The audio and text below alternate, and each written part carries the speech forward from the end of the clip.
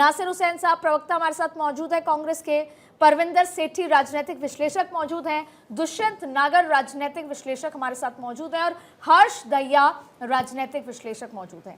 आप सभी का बहुत बहुत स्वागत है। सबसे पहले बात करेंगे बीजेपी क्योंकि प्रवक्ता ये से सवाल पहले जाहिर स्टेटमेंट तौर पे। मुझे लगता है कि ले लेते हैं। बीजेपी प्रवक्ता नासिर जी हैं। जी नासिर जी, कैसा महसूस कर रहे हैं? क्या ये उम्मीद थी आपको या ये उम्मीद 12 बजे बाद बंधी है? ये ऐसे नतीजों की उम्मीद तो कभी भी नहीं थी कि ऐसे नतीजे भी आएंगे, क्योंकि जनता अच्छा परेशान थी, बेबाक आवाम तरीके से बात तो परेशान मानी। थी, महिलाएं परेशान। नहीं, ऐसे नतीजों का अंदाजा किसी को नहीं था जहां महिलाओं को सम्मान नहीं था, किसानों पे जुल्म हो रहा था, तमाम लोग परेशान होने के बावजूद अगर ऐसे नतीजे होते हैं तो हमें सोचना पड़ेगा और हम इस पे विचार भी करेंगे आखिर कहाँ हमसे चूक हुई, कौन सी बातें हम नहीं पहुंचा पाए हम जनता के बीच में, हम उस पर विचार विमर्श करेंगे। मगर हम अभी नतीजे को बहुत करीब से देख रहे हैं, क्योंकि फाइनल नतीजे आने में चंद घंटे अभी बाकी हैं, चंद घंटा हम इंतज़ार करेंगे और हम देखते हैं क्या होता है। क्योंकि जिस तरह से महिलाओं पे, पहलवानों पे जुल्म हुआ, भारतीय जनता पार्टी देखती रही और उसके बावजूद उन्हें ये नतीजा आ रहा है। अगर ये नतीजों में तब्दील हो जाता है तो सच में ये सोचने वाली बात होगी। या तो आप जनता का मैंडेट स्वीकार नहीं कर रहे, या तो आप ये बताना चाह रहे हैं कि महिलाओं ने गलत वोट किया है, या तो आप जनता को कटघरे में खड़ा कर रहे हैं, या आप ये बताइए आपकी क्या कमी रह गई है? क्योंकि महिला का सम्मान तो आपकी पार्टी नहीं कर रही है। महिला तो आपकी कुमारी शैलजा नाराज थी, इससे इस समय ये आपका एलिगेशन देखिए, ये आपका एलिगेशन है, आप इस तरह एलिगेशन लगा, पर हमने महिलाओं का सम्मान कांग्रेस से ज्यादा कोई दूसरी पार्टी कर नहीं सकती है। कांग्रेस ही वो पार्टी है जो पहली प्रधानमंत्री इसमें महिला को बनाती है, पहली लोकसभा के स्पीकर महिला को बनाती है, हमारी राष्ट्रीय अध्यक्ष महिला बनती है, तो महिलाओं का सम्मान हमारे से ज्यादा कोई दूसरी पार्टी नहीं कर सकती है। ये आपका एलिगेशन हो सकता है। मैं कह रहा हूं जनता के मैंडेट का पूरा सम्मान है, जनता के मैंडेट को सर आंखों पे, पर कहां हमसे चूक हुई है, कहां हम लोगों को समझाने में कमी हुई है, हम उस पर विचार विमर्श करेंगे। रिजल्ट सामने है, कोई छिपाने की चीज जो नहीं है। मैंडेट आपको दिया गया है उसके बाद आपको अंदर खाने सोचने की जरूरत है। हाँ, ये अलग बात है, लोकसभा चुनाव में 99 सीटें आपके खेमे में आई, आपके पाले में पड़ी, उसके बाद आप पूरी तरीके से आश्वस्त हो गए। अच्छा, परविंदर सेठी जी हमारे साथ यहाँ पर हैं, स्टूडियो में मौजूद। परविंदर जी, इस जीत को, बीजेपी की इस जीत को आप कैसे देख रहे हैं? और बीजेपी को जो मैंडेट जनता ने जम्मू कश्मीर में दिया है, क्या लग रहा है आपको, क्या वजह है? क्योंकि बीजेपी आश्वस्त थी, 370 और 35 से का मुद्दा सिर्फ जम्मू कश्मीर में नहीं पूरे देश में उठाया गया है। देखिए, जो जनता का मैंडेट है वो सभी को स्वीकार करना पड़ेगा और मैं भारतीय जनता पार्टी को बधाई भी देता हूं। लेकिन दूसरी बात, बड़ी महत्वपूर्ण बात यह है कि चुनाव कोई पैरामीटर नहीं है किसी चीज़ का। जिस प्रकार से इस देश के अंदर मनमोहन सिंह हार जाते हैं, अरुण जेटली हार जाते हैं, मेरा कहने का भाव ये है कि जो चुनाव लड़ना बड़ी टेक्निकल चीज़ है। कांग्रेस पार्टी उस चीज़ को उस तरीके से नहीं कर पाई, वो जातीय समीकरण नहीं बैठा पाई, और वो चुनाव में जो सबसे महत्वपूर्ण चीज़ होती है कि टिकटों का जब टिकटें दी जाती हैं, वो अगर राइट पर्सन को टिकट दी जाए और उसका सही तरीके से इस्तेमाल किया जाए तो आधी जीत वहीं पे हो जाती है। और मेरा यही मानना है कि कांग्रेस पार्टी को उस तरह का जो सिस्टम है जो भारतीय जनता पार्टी के अंदर, मैं हमेशा से कहता हूं कि वो सिस्टमेटिकली और डिसिप्लिन के हिसाब से और टेक्निकली चुनाव लड़ने की जितनी उनके अंदर काबिलियत है और किसी पार्टी में नहीं है। और जिस प्रकार से वो एक इंडिपेंडेंट हैंड दिया जाता है अपने नीचे के लोगों को, कांग्रेस पार्टी में उस तरह की बात नहीं है। और यही वजह है कि कांग्रेस पार्टी उस, आप ये कह रहे हैं कि बीजेपी को इंडिपेंडेंट हैंड दिया जाता है? मैं यही कह रहा हूं कि बीजेपी के अंदर, अगर आज बीजेपी देश के अंदर राज कर रही है, उसके पीछे उनका 25 साल का जो वर्किंग है, चाहे आरएसएस है या बहुत सारी चीजें हैं। ठीक है, यानी आप आरएसएस। मेरे साथ दुष्यंत नागर साहब भी हैं। दुष्यंत जी, आप बात भी करना चाह रहे थे। दुष्यंत जी, बीजेपी का फ्री हैंड तो सिर्फ नरेंद्र मोदी, अमित शाह, और ये जीत के हकदार भी नरेंद्र मोदी, अमित शाह, नायब सिंह सैनी ने खुद बता दिया। तो ऐसे में आरएसएस का ग्राउंड वर्क, अमित शाह की स्ट्रेटेजी और नरेंद्र मोदी का चेहरा, कैसे देख रहे हैं आप इस जीत को? देखिए जी, आरएसएस का तो कोई रोल इन चुनावों में था नहीं ऐसा, लेकिन एक चीज़ मैं इनकी बात को आगे बढ़ाना चाहता हूँ हमारे साथी की, कि भारतीय जनता पार्टी अपने पन्ना प्रमुख या जिसे हम बूथ मैनेजमेंट कहते हैं उस पर बहुत ध्यान देती है। लगातार उसके लिए बड़े जो नेता होते हैं वो तक जाते हैं, बूथ लेवल पे मीटिंग करते हैं, संवाद स्थापित करते हैं। वहीं हरियाणा में देखें तो एक लंबे समय से, मतलब 10 वर्ष से लंबे समय से जिला Congress committee, block Congress committee का गठन नहीं हुआ है। जब ब्लॉक कांग्रेस कमेटी नहीं है तो आपका बूथ का गठन कैसे होगा? आंदोलन करने से भीड़ आ जाए, रैली में 2 लाख की भीड़ आ गई, आपके बड़े नेता का रोड शो हो गया, वहाँ भीड़ आ गई, लेकिन बूथ मैनेजमेंट जब तक ऑर्गेनाइज तरीके से नहीं होगा, उसकी कमांड प्रेसिडेंट, कांग्रेस प्रेसिडेंट के ऑफिस से नहीं होगी, तब तक आप कैसे ये सुनिश्चित कर सकते हैं कि जो आपका जीतती है ना जी, तो हम बताते हैं कि क्या सिस्टम है, लेकिन जब पॉलिटिकल पार्टी हारती है, जैसे अभी 2024 के चुनाव में 240 का आंकड़ा आया, तब ये गिनाया गया, भले ही भाजपा जीती भी, सरकार भी बनाई, लेकिन ये बताया गया कि नहीं कार्यकर्ताओं को अनदेखी कर दी गई थी।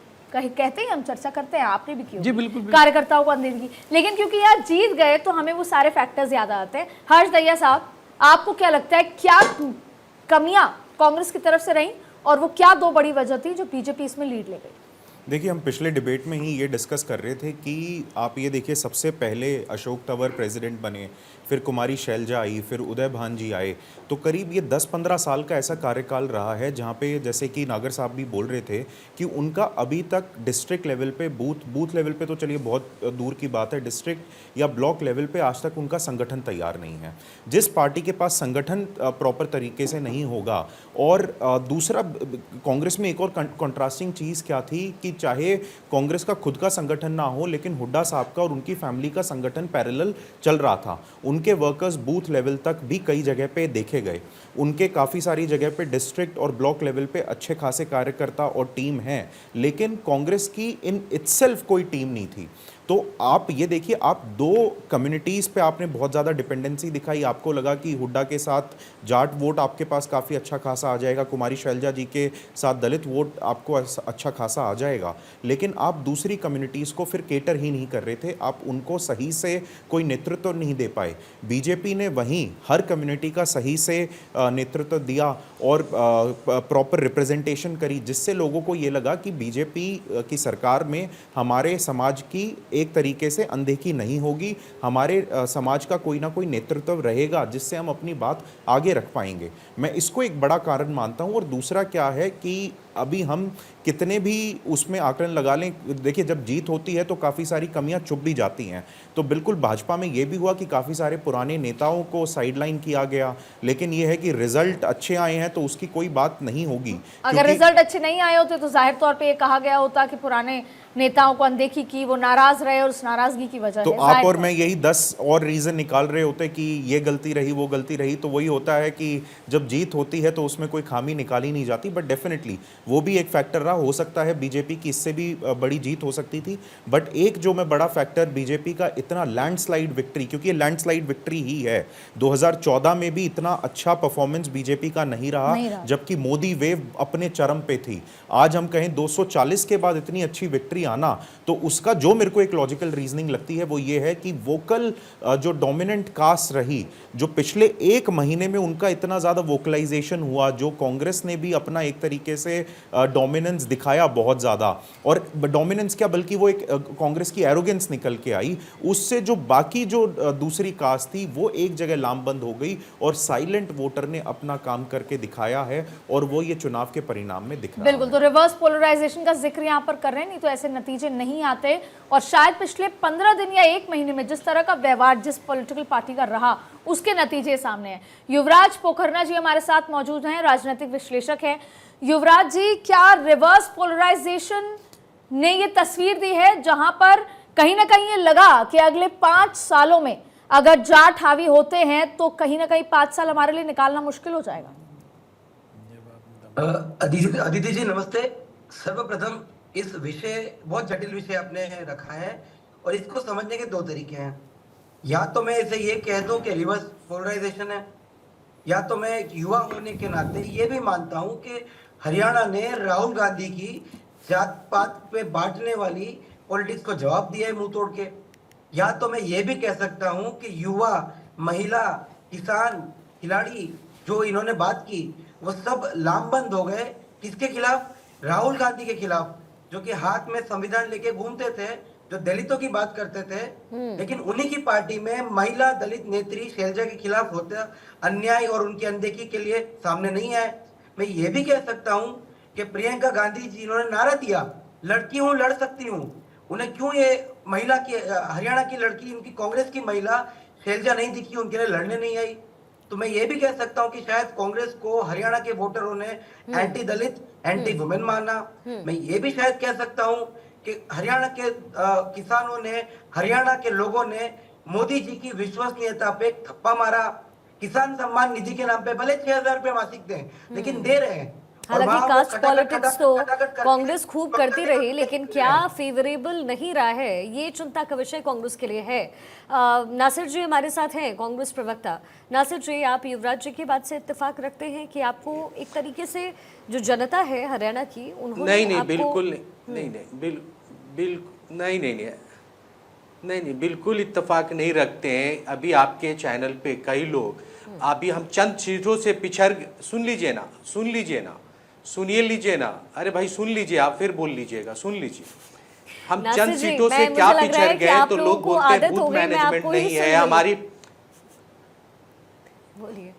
नहीं, बीच में मुझे आवाज आ रही है इसलिए मैं बोल रहा हूँ, मुझे अच्छा, बीच में काफी। ठीक है, आप बात पूरी। तो अभी नागर साहब कहते हैं कि हमारी ब्लॉक कमेटी नहीं है, वो कह रहे हैं हमारे हाथ में संविधान लेके चलने से हमें वोटों का नुकसान हो रहा है, महिलाओं का सम्मान नहीं कर रहे। अरे संविधान लेके चलना तो हमारे फक्र की बात है, हमारी शान शौकत दिखती है। इन्हें क्यों उसमें नफरत दिख रही थी? हमने कौन से महिलाओं की अन्याय किया, कौन से महिलाओं के खिलाफ हमने बात की? हमने महिलाओं को साथ में लेके चला। आज चंद सीटों से हम पिछड़ गए तो वो मुद्दा हमारे खत्म नहीं हो गए, वो मुद्दा आज भी जिंदा है, आज भी किसानों की मुद्दा हम उठाते रहेंगे। चंद सीटों से पिछड़ गए तो हम महिलाओं की बात करना नहीं छोड़ देंगे, चंद सीटों से पिछड़ गए तो नौजवानों की बात करना नहीं छोड़ देंगे, चंद सीटों से पिछड़ गए तो अनएम्प्लॉयमेंट का मुद्दा नहीं छोड़ देंगे। जो मुद्दे हैं वो मुद्दा उठाते रहेंगे। सड़कों की लड़ाई हो या सदन की लड़ाई हो, हम लड़ते रहेंगे। सीटों से पिछड़ जाना ऐसा नहीं है कि जनता ने हमें रिजेक्ट कर दिया। सामाजिक संगठन बन जाइए, सत्ता में आपको आना नहीं है। आपके नेता कहते हैं हम सत्ता के लिए चुनाव लड़ते नहीं है, राजनीति हम सत्ता के लिए कर नहीं रहे, तो आप एक संगठन बन के रह जाइए, सामाजिक संगठन। फिर क्यों चुनाव होते हैं, क्यों चुनाव में आते हैं? ये आप कोई चंद सीटों से नहीं आ रहे हैं, ये आपकी बम्पर हार है। बंद कर दे। नहीं सत्ता नहीं बम्पर हार नहीं, कभी कई सीटों पे बहुत कम 1000 मार्जिन से है, कहीं 2000 मार्जिन से, कहीं 28, तो कुछ मार्जिन से हम पिछड़ रहे हैं, हम मानते हैं हम पिछड़ रहे हैं, मगर मुद्दे जिंदे हैं, मुद्दे नहीं मर जाते हैं, मुद्दे आज भी वही है। क्या फार्मर का मुद्दा उठाना गुनाह है? महिलाओं का सम्मान है, महिलाओं का मुद्दा उठाना गुनाह है, नौजवानों के रोजगार का मुद्दा उठाना गुनाह है। मुद्दा उठाइए आप, तो मुद्दा बिल्कुल उठाइए, पर आप ये समझ लीजिए कि जनता ने नकारा है आज आपको।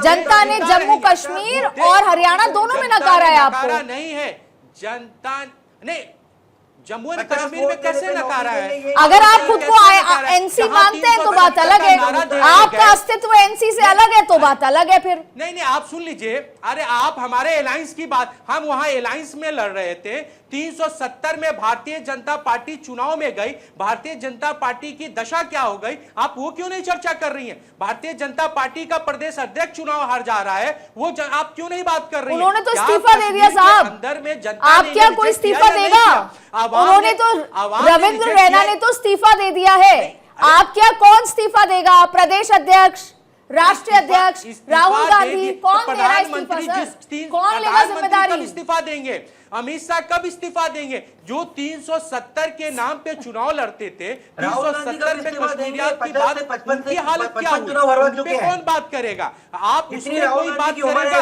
आज कश्मीर के जनता ने इन्हें नकार दिया है। हर्ष जी, आप कुछ कह रहे थे? मैं 3 बिंदुओं पे टच करना चाहूँगा। एक तो जैसे कि आपने किस्मत की बात करी, तो थोड़ा एक रोमांचक बात बताना चाहूँगा कि मैं कहूँगा कि किस्मत हो तो नायब सिंह सैनी जैसी हो, वरना ना हो। 2014 में वो एमएलए बने, फिर उसके बाद एमपी बने, उसके बाद पार्टी प्रेसिडेंट बने, पार्टी प्रेसिडेंट के बाद 6 महीने के लिए मुख्यमंत्री बने। तो लोगों ने कहा कि शायद इनका छन्नी जैसा हाल हो जाए, लेकिन अब आप ये देखिए, इतनी पूर्ण बहुमत के साथ सरकार आ रही है, तो Nayab Singh Saini is the Nayak Singh Saini of Haryana. And किस्मत, वही बात है कि किस्मत हो तो नायब सिंह सैनी जैसी हो, वरना हो ही ना। दूसरी बात थी कि जो आपने मोमेंटम की बात करी, कल भी हम डिबेट में यही डिस्कस कर रहे थे कि जो बीजेपी, जो मेरा मानना था, पर्सनल ओपिनियन था कि ऐसा लग रहा था कि बीजेपी ने जो महाराष्ट्र और झारखंड के चुनाव को डिले किया, वो इसी वजह से था क्योंकि उनकी स्थिति वहां पे थोड़ी कमजोर है।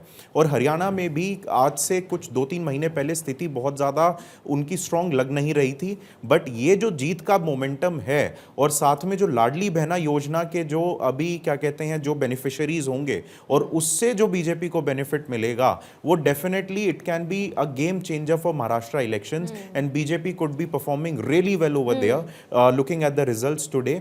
एंड मैं तीसरा क्या कहते हैं नासिर जी की बात का जवाब देना चाहूंगा। वो कश्मीर की बात कर रहे थे, आप कश्मीर की बात करते हैं कि बीजेपी का परफॉर्मेंस देखिए। अब जम्मू कश्मीर में इतनी अच्छी सीटें लेके गई है बीजेपी, साथ की साथ आप 1987 के चुनाव से कंपेयर कीजिए, जहां पे कांग्रेस के नेतृत्व में चुनाव हुआ और वहां से इंसर्जेंसी शुरू होती है। 370 हटने के बाद, इतना सब कुछ होने के बाद चुनाव होते हैं। कल तक ये बात हो रही थी फ्री एंड फेयर इलेक्शन होगा या नहीं होगा। क्या कांग्रेस इससे सबक लेगी? हम अभी नासिर साहब के पास भी जाएंगे कि एक जाति के दम पर चुनाव लड़ना उनके लिए भारी पड़ा। देखिए, मुझे तो कांग्रेस प्रवक्ता के जिस तरह का उनका रवैया रहा डिबेट में, लगता नहीं कि कोई सुझाव ये लेने के मूड में है। जी। जब इसी बात को स्वीकार नहीं कर रहे कि आपके एक जिला इकाइयाँ नहीं है, ब्लॉक इकाइयाँ नहीं है, तो फिर क्या आगे कहा जा सकता है? फिर तो नासिर जी मालिक हैं, अपना जैसे चाहे करें। तो एक और बात यहाँ पर कि राहुल गांधी का जो आरक्षण बचाओ, संविधान बचाओ, तमाम तरीके की चीज़ों का जो नारा था, वो 2024 के चुनाव में चल गया, लेकिन इन चुनाव में नहीं चला। बिल्कुल, केंद्र के मुद्दे, आम चुनाव का मुद्दा अलग होता है, राज्य के चुनाव का मुद्दा अलग होता है। हरियाणा के लोकल मुद्दे, लोकल राजनीति हावी थी, लोकल कास्ट कॉम्बिनेशन सब कुछ था, तो उसके ऊपर ही आज ये परिणाम हम सबके सामने हैं, जैसा कि हम देख रहे हैं।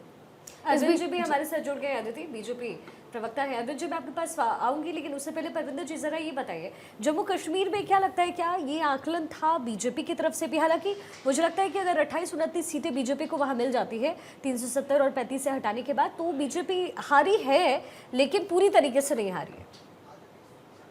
परविंदर जी। मेरे से प्रश्न करो ना। जी जी।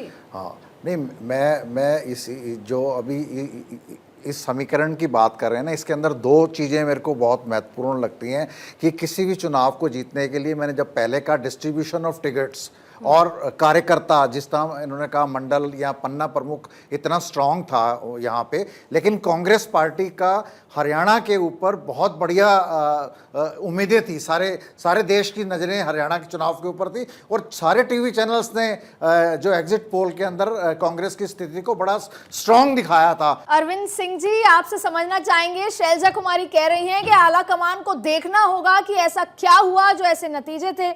उन्होंने ये भी कहा कि चुनाव के दौरान बहुत कुछ था जिसको ढक दिया गया और हम एकजुट होकर आगे बढ़े, लेकिन आला कमान को सोचना होगा। अभी मैं हताश नहीं हुई, निराश भले हुए हैं कार्यकर्ता। कैसे देखते हैं ये? कहीं अंडर द कारपेट मीडिया के माध्यम से आला कमान को चुनौती, धमकी तो नहीं लग रही है आपको? देखिए, चुनावों के दौरान जो हम सार्वजनिक रूप से कह रहे थे, उस पर आज कुमारी शैलजा जी ने मुहर लगा दिया है। हम तो कह रहे थे कि जिस तरह से एक दलित महिला का अपमान कांग्रेस नेतृत्व के द्वारा किया जा रहा है, उसका बदला वहां की जनता लेगी और उसका इम्पैक्ट पड़ेगा। उस बात को आज स्वयं कुमारी शैलजा जी ने रेखांकित किया है। देखिए, हरियाणा में हमने जो काम किया है और जो लगातार हमने विकास के लिए, सुशासन के लिए हमारी सरकार 10 साल तक आदरणीय नरेंद्र मोदी जी के नेतृत्व में और वहाँ के स्थानीय नेतृत्व में जिस तरह से सक्रिय रही, उसका लाभ मिला है। लेकिन जहाँ तक कांग्रेस की बात है, उसमें आपने देखा कितने सारे मुख्यमंत्री के दावेदार थे, एक अनार और 100 बीमार। और जिस पार्टी में एक अनार और 100 बीमार की स्थिति हो, वहाँ आपसी सरफुटबल तो हो सकता है, वहाँ चुनाव नहीं जीते जा सकते हैं। आज तो अरविंद जी, खुशी का दिन एक है अनार 100 जी। बीमार वाली स्थिति तो आपकी पार्टी में भी कई जगह है, बहुत लंबी फहरिस्त है, राजस्थान है, छत्तीसगढ़ था, मध्य प्रदेश, बहुत सारी लंबी, लेकिन शायद आला कमान का आखिरी फैसला कार्यकर्ता मान लेते हैं और ये कहीं ना कहीं कुछ कमी कांग्रेस में दिख रही है। मैं नासिर जी से पूछ रही हूं कि नासिर जी, अदिति जी 10 सेकंड दीजिएगा, जी, इसका जी, जवाब जी। दे देता हूँ। देखिए, महत्वाकांक्षा थोड़ा बहुत होना बड़ी बात नहीं है, कोई बुराई नहीं है, लेकिन जब लक्ष्य बड़ा हो, जब प्रदेश का विकास लक्ष्य हो, देश का विकास लक्ष्य हो, तो ये चीजें छोटी हो जाती जी। है। जब आपका लक्ष्य लूट खसोट की सरकार चलानी हो, खर्ची और पर्ची की सरकार चलानी हो, डीलर दलालों और दामाद को आगे बढ़ाना हो, तब चीजें भारी पड़ जाती हैं। अच्छा, ठीक है अरविंद जी, मैं लौटती हूँ आपके पास। और अदिति, कुमारी शैलजा के साथ साथ एक और शख्स थे जिनको जो हावी हो रहे थे, सुरजेवाला, सुनिए जरा। बात के बंटवारे के लिए कोई जगह नहीं है। ये सच है, ये सच है। बीजेपी ने बार बार और अब भी इस चुनाव में भी जात पात फैलाई और भाईचारा तोड़ने की कोशिश की, पर मैं उन सारे साथियों को कहता हूं जिनका मन हम नहीं जीत पाए, हम फिर से गुलदस्ता बढ़ाएंगे और आपको अपनी छाती से लगाकर साथ लेकर जाएंगे। मेरे साथियों, कांग्रेस विधायक दल की बैठक कल बुलाई गई और मुझे आज बुलाया। मैं आदित्य को तो ये कहूंगा, आदित्य और सुदीप भाई तो यहीं रहेंगे और वो कल सुबह आएंगे और मैं आपसे आज अनुमति लूंगा, क्योंकि कुछ चर्चा करने के लिए कांग्रेस अध्यक्ष जी ने और सारी सीनियर लीडरशिप ने आज बुलाया।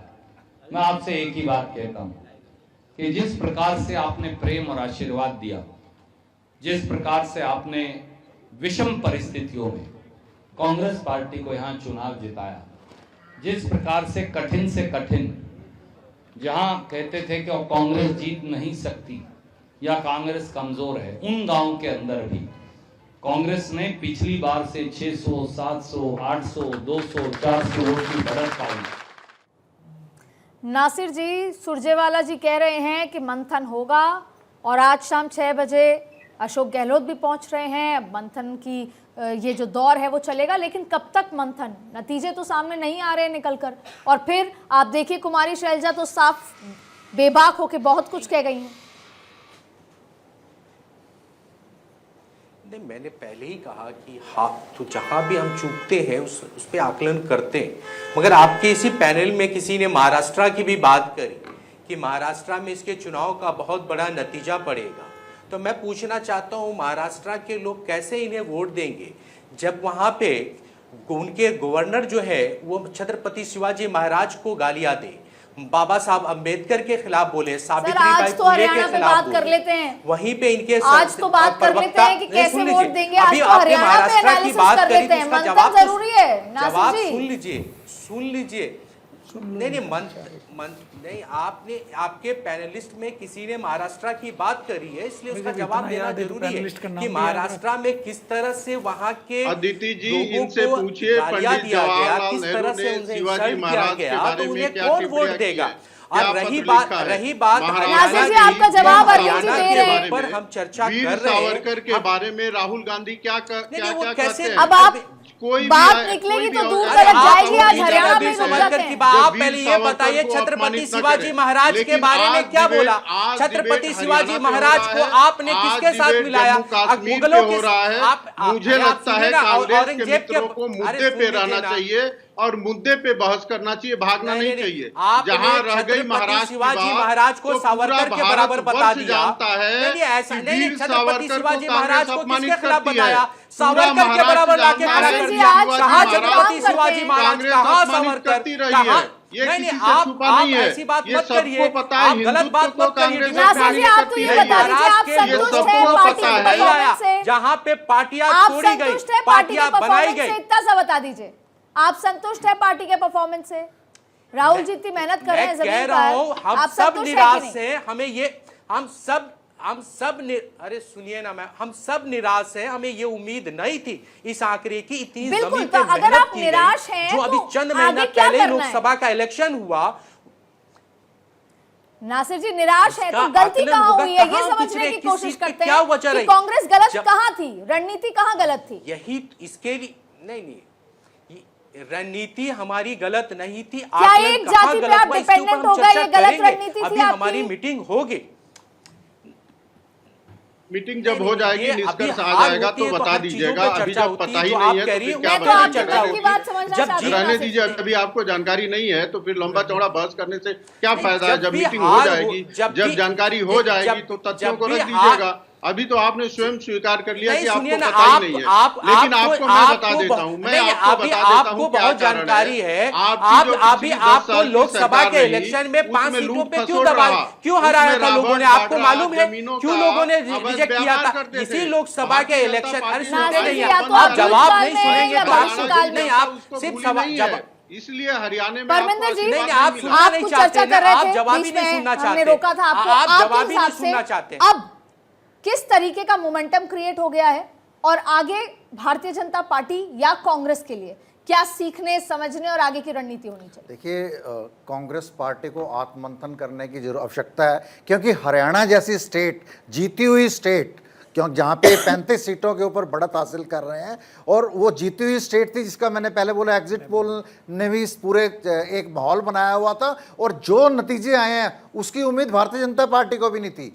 उसके अंदर पार्टी डिसिप्लिन आता है, स्ट्रेटेजी आती है, प्लानिंग आती है, और जो लोअर लेवल का कार्यकर्ता है वो चुनाव जिताता है। जब कार्यकर्ता को उस प्रकार का मान सम्मान नहीं मिलता, उस प्रकार का हाई कमांड से उनको प्रोत्साहन नहीं मिलता, तो वो उस समय मेहनत करना छोड़ देते हैं, जिससे सारा चुनाव ड्रॉप हो जाता है। उनको इस प्रकार की स्ट्रेटेजी प्लानिंग के लिए ऐसे लोगों की एक कमेटी बनानी पड़ेगी कांग्रेस पार्टी को, जो एक स्ट्रेटेजी तैयार करें, प्लानिंग तैयार करें कि पार्टी के अंदर एक तो डिसिप्लिन होना बहुत जरूरी है। हमने देखा बार बार, चाहे आप पीछे पंजाब की बात लीजिए, कहीं की भी बात लीजिए, वहां पे बहुत सारे नेता दावेदारी अपनी रखते थे बिल्कुल, सीएम क्योंकि के आखिरी लिए। के कुछ समय बचे हैं। परमिंदर जी, आप अपनी बात खत्म कीजिए, फिर मैं नागर साहब उसी प्रकार से यहाँ पे भी दावेदारी जिस प्रकार सुरजेवाला जी की और शैलजा जी की के अंदर भी काफी सोनिया गांधी जी से मीटिंग होती है, उसके अंदर जो नीचे का कार्यकर्ता है वहां पे ग्रुप सिस्टम बन जाता है, ग्रुपिज्म बन जाता है। जब वो देखते हैं कि हमारे नेता को नहीं मिल रहा, तो वो पार्टी का कार्यकर्ता ही पार्टी को हराता है। बिल्कुल, नागर साहब क्या कहेंगे? देखिए, छत्तीसगढ़, मध्य प्रदेश और अब हरियाणा, ये 3 राज्य ऐसे हैं जिन मीडिया को कांग्रेस ने बैन किया हुआ है, वो भी अपने ओपिनियन पोल में कांग्रेस की सरकार बनाता हुआ बता रहे थे। वो भी आंकड़ों में कह रहे थे कि कांग्रेस वहां जीत रही है, कांग्रेस की सरकार बन रही है, और लोग भी ऐसा मानते थे, हम भी मानते थे। लेकिन उसके बाद ये तीनों राज्यों में कांग्रेस बुरी तरह से विफल रही। ये बहुत चिंतन करने का विषय है, और जो आपकी सेंट्रल लीडरशिप है वो लगातार माहौल बना रही है, लगातार लोगों को जोड़ रही है, लेकिन जो स्टेट लीडरशिप है वो सिकुड़ती जा रही है, वो धड़ों में बढ़ती जा रही है।